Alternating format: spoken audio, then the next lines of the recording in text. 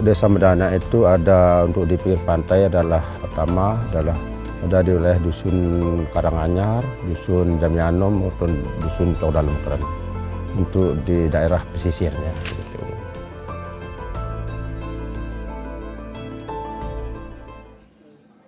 Jambianom ini, sejarah dari kampung Jambianom ini justru bukan dari kita orang Sasak yang menemukan asal usulnya sejarahnya kampung Jambianom ini. Justru ini yang menemukan dia adalah orang dari suku Bajo, atau suku Bajo dan suku Bugis. Itu yang menemukan sejarah dari kampung Jambianom ini. Jumlah penduduknya itu sekitar kurang lebih 200 kakak. Yang 60%-nya itu adalah asli nelayan. Jadi lebih banyak nelayan ketimbang PNS atau yang bekerja di pariwisata. Sekarang ini saya berperan di kampung ini sebagai ketua adat atau tokoh adat yang dipercayakan oleh masyarakat di Dusun Jambianom ini untuk memegang adat ini. Jadi kami di sini melakukan ritual ini, insya Allah kami mengangkat budaya, adat, dan agama. Jadi itu harus seiring, sejalan, jadi tidak terlepas, itu saling menopang. Jadi rasa sujud syukur kita kembali ke hadirat Allah Subhanahu wa Ta'ala yang memberikan kita laut ini, supaya kita betul-betul menjaga dan melestarikan.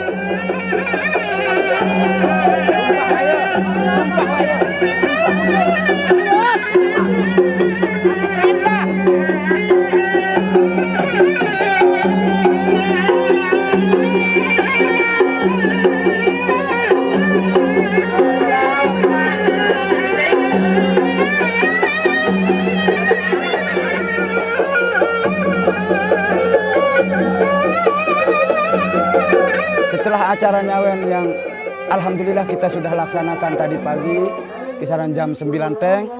Jadi alhamdulillah kami di sini bil khusus untuk masyarakat Dusun Jambianom ini sangat-sangat merasa bersyukur dengan sudah terselenggaranya acara tadi dengan tidak kurang suatu apapun. Jadi alhamdulillah setelah kita habis zikiran dan doa bersama tadi, itu sudah resmi salah satu tokoh agama kita menutup pelabuhan ini atau laut ini selama 3 hari 3 malam.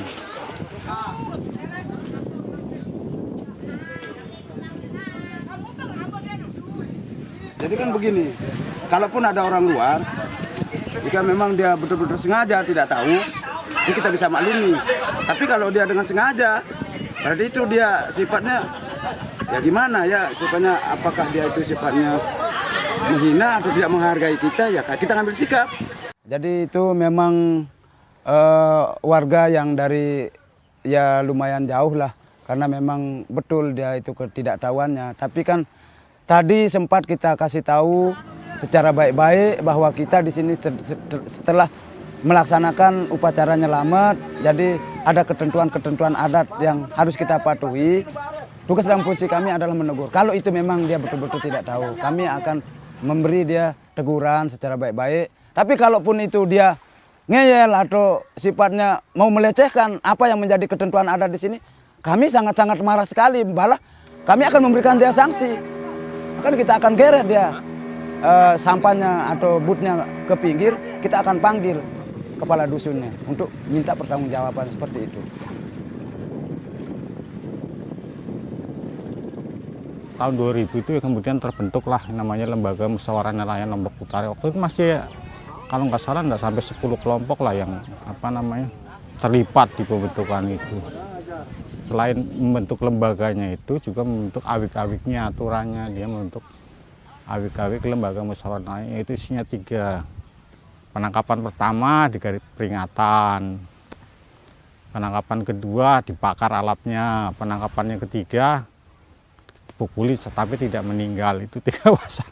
Itu yang ternyata membuat jerih-jerak itu ya para pengerusak itu.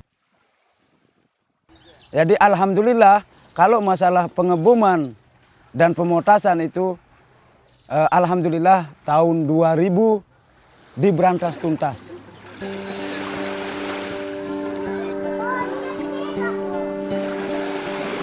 Di 2006-2007 itu kita sudah deklarasi membentuk sebuah kelompok namanya Kelompok Bahari Lestari. Sambil kita menanam karang, sambil kita melihara karang, semua kita lihat, sehingga banyak juga kunjungan dari pusat, minta bantuan orang pusat juga untuk bisa membantu kita. Nah, tahun 2008 itu masa jayanya kita punya terumbu karang itu. Sepertinya kayak taman apa sudah di laut itu kan. Ternyata tahun itulah dia meninggal terumbu karang itu kan. Ya kena sama El Nino kan, global warming apa namanya kita juga enggak tahu. Nah tahun 2013, 2014, 2015 sudah lebih dari 20 cm sudah perkembangannya. Akhir 2016 kena lagi, mati juga semuanya gitu. Nah sehingga sekarang di lokasi itu tinggal puing-puingnya aja. Dari semua bibit yang kita sudah mencapai 14.000 itu total habis semuanya.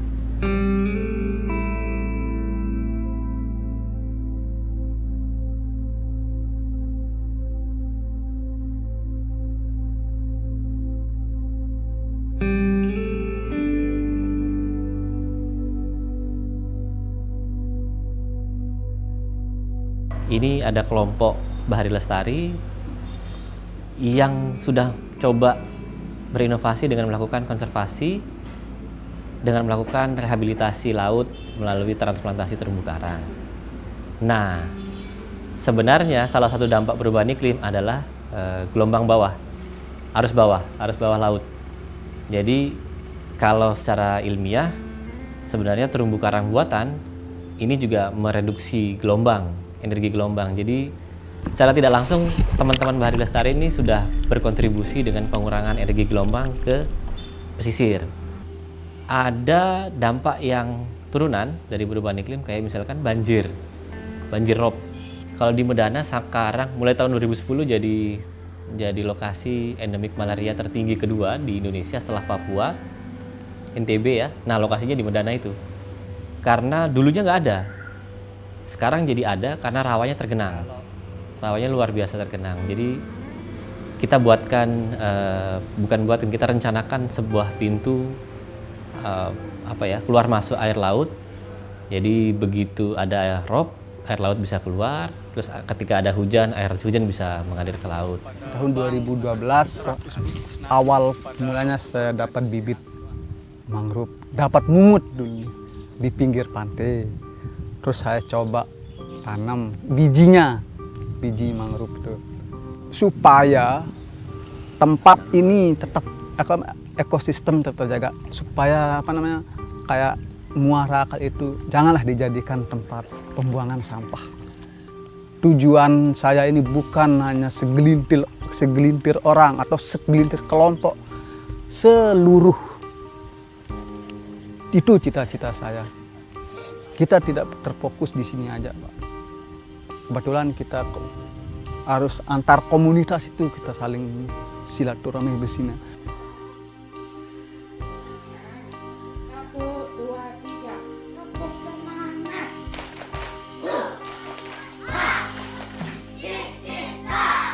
Dengan adanya program terumbu karang ini, dengan ada wadahnya komunitas terumbu karang ini, banyak hal yang kami bisa lakukan di kampung ini. Dan alhamdulillah kami bersyukur apa yang kami lakukan itu tidak hanya dinikmati oleh kelompok. Sebagai wujud nyata dan bukti kami besar lah dalam hal ini, sehingga dibangunnya lah itu taman bacaan buat anak-anak lah itu. Minimal kita sangat berharap satu hari itu minimal 1 jam untuk anak-anak, untuk mengurangi bagaimana HP ini kan itu. Alhamdulillah ya, saya mengamati dan saya melihat sesuai dengan laporan pengurus juga kan yang membina, bahwa dari yang tidak bisa menjadi bisa, itu yang saya salut sama beliau gitu.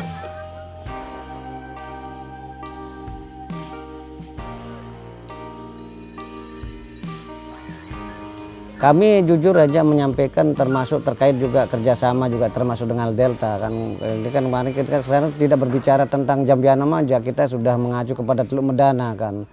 Teluk Medana ini secara kebetulan kan lokasinya depan kita kan. Mungkin kalau ini kan dari dulu juga sudah kita wacanakan lah, sangat berharap sebetulnya bagaimana kami ini disupport, bagaimana cara kemudian teknis kayak gimana kan gitu, sehingga apa yang kami lakukan ini artinya mendatangkan lah setidak-tidaknya kontribusi lah termasuk tidak hanya untuk kelompok tapi bil khusus juga masyarakat juga bisa menikmati.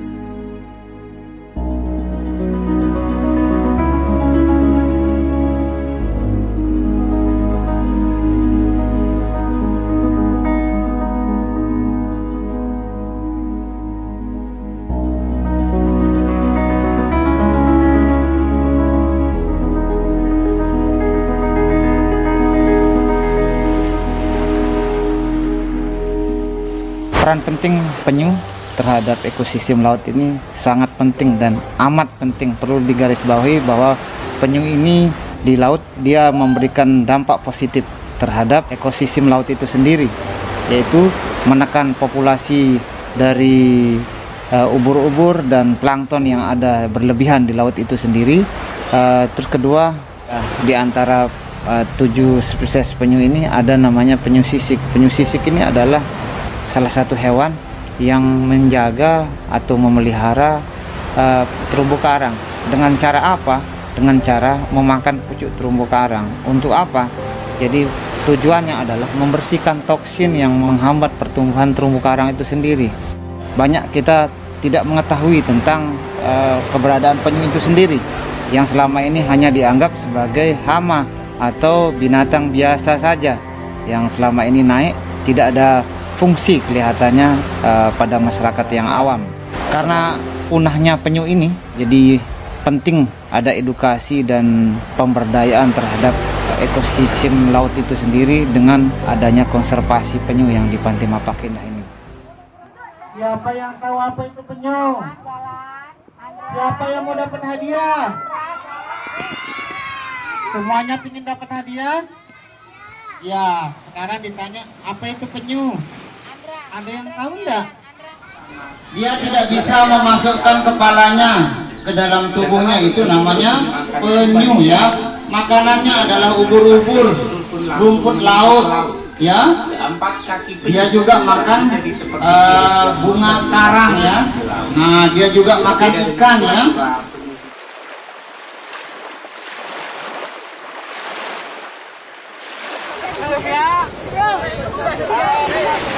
Jadi Bapak Ibu sekalian, ini adalah inisiatif dari Pak Haji Awan.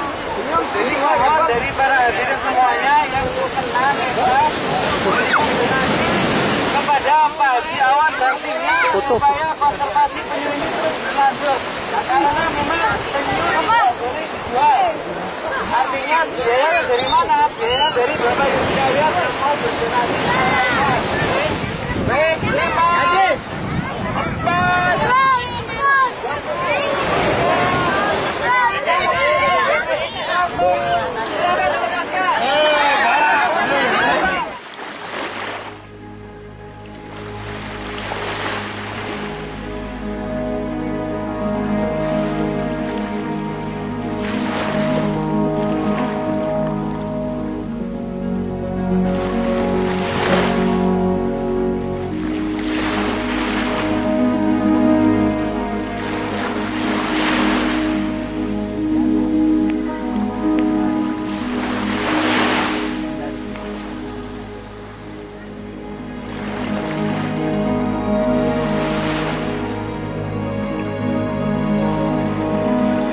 Kalau tidak dari kita sekarang yang akan memperbaiki ekosistem laut ini, lalu apa yang akan diharapkan sama anak-anak cucu kami ke depannya?